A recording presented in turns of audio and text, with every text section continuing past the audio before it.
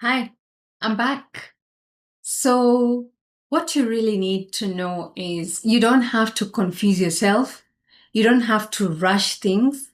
You just have to be clear, follow the legal requirements, and start. Don't overcomplicate it. Don't overthink it. Confuse yourself. And don't listen to people who don't want to follow the rules. Okay, just a recap. Last time I was here, we created our LLC. We got the EIN. We did our bank. And after we did our bank, we also went to look to see if we need licensing. Okay. Well, did that overwhelm you? If it did, don't worry, you're in the right space. I encourage you to join my private community for home care owners. Private community. The link is in this space. If you are part of this, if you've subscribed, or if you look in the link, you will see. If you look where my name is, you will see the link. Just click. It's a free community to join. It's free to join. Okay, so that we can work together, we can continue, conversing and moving on from here. Okay, sometimes we need to be in a separate environment to be able to focus on what we really want. Okay, all right.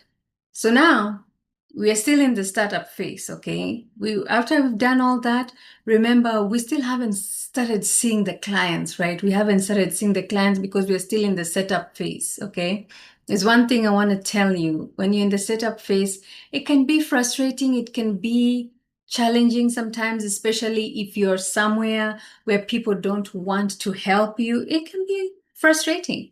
But let me tell you, you will get through it. Okay? You will get through it. All right. I hope you have your pen and your paper. We're moving on to the next step. And it's this step, I love it because many people try to get away from this. And then they get caught up, and it's really not nice to see people struggling when they should have done things right the first time. So the first thing we're going to do before anything is for you to hit the subscribe button and to hit the bell so that you get notifications when I come live. Okay. The second thing you're going to do is to join my community. The link is on this page, my YouTube page. The link is there. It is the only link that you will see. So just click on the link and join. It's a free community, and stop overcomplicating things. Just follow step by step, and we are going to work on this together. So today we are going to talk about licensing. No, not licensing, but insurance. You need insurance. It doesn't matter which state you are in. The only difference is that some states might be a little bit different with what they ask. So here is what you need. You need general insurance. You need workers' comp. You need professional liability, and you need bonding. Depending on your state, some things may not really be needed. Okay. There's one that is definitely needed by all the states. That's the general liability. Okay. The general liability is needed by all states. And from what I have seen, from doing this work and from even listening to other people who are doing this work, because I do have a coach too, and it normally is 1 million to 3 million aggregate. Okay. So, and I do use a particular insurance company, and they're not expensive. Okay, because some of these insurances can be expensive. If you'd like information on the insurance that I use, come on to the community, I call it family. Come on to the family of home care providers. Join the link. Like I mentioned, it's free to join. And I will give you will find all that information there. I don't even have to give it to you. All that information is there. You just browse through and see which provider will work for you. The providers that I put on there are those providers that I have personally worked with. And those that I have not worked with, I do have a disclaimer there that I have not worked with them, but I've heard from other coaches that they are good to work with. Okay. All right. So when I was saying, like, some states may not be needing so much for insurance. It's like Texas, for example. In Texas, they need you to have general liability, but workers' comp is not a must for you to get workers' comp in Texas. And if you get it, it's okay, it's a good thing, but it's not really needed. But then there are some states that you have to actually show proof that you have workers' comp. You have bonding too, bonding. So you have to think about those 4 insurance requirements. I said number 1, general liability.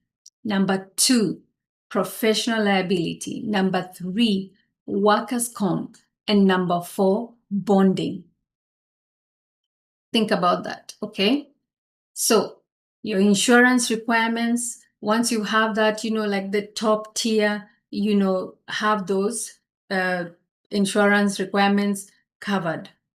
So once you have that, then you can actually even now start, preparing just a little bit of your office, and then keep on checking on the licensing if the licensing has been approved. Sometimes if you have deficiencies in your license, they will ask for more information. So just keep checking your application so that you see how far it has gone. Because remember, you still cannot take clients, right? So you're just in the startup phase, waiting for the license, plus also starting on with your operations, right? Then start working on your operations, what you want here, what you want there, things like that. Then the thing is, when it comes to the insurance, documentation may be requested for auditing to make sure that you have what the state requires you to have. When they are reviewing client files, sometimes they might just ask for documentation, especially if there's an incident that has happened in the home and the client is requiring a reimbursement, or maybe there's a complaint that has been done. They will need those files just to make sure you are in compliance, okay? Then also, they might just walk up and pull up in your office for on-site assessments. So you have to always make sure that those things are in order, okay?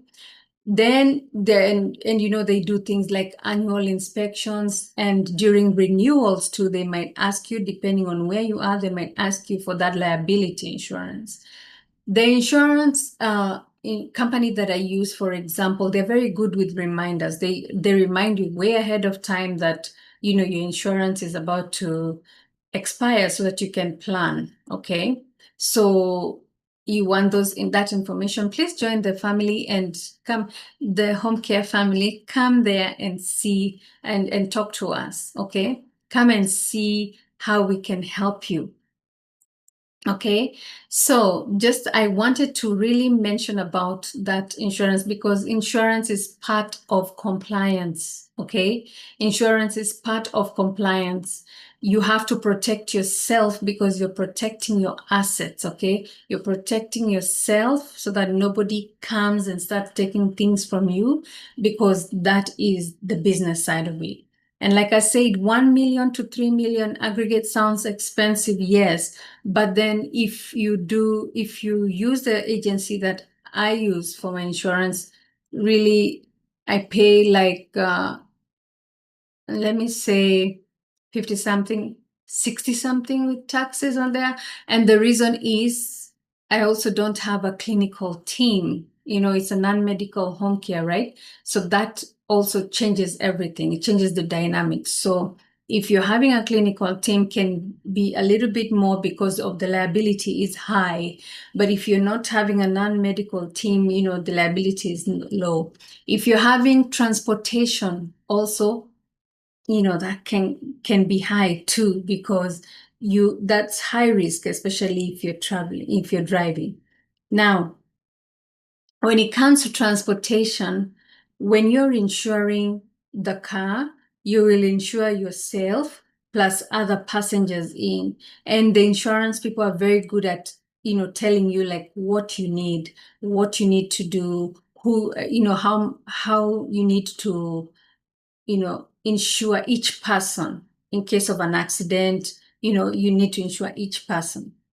Now, I not for using. I know some people they have the use of the client's car, But when you use the client's car and something happens and the caregiver is there in the car or is the one driving, the caregiver may not be protected. And you know how insurance works. Sometimes if you haven't covered it, then it's not covered, I try to reduce the risk of that and have in-house cars, like, not the client's car, but the business car. Okay.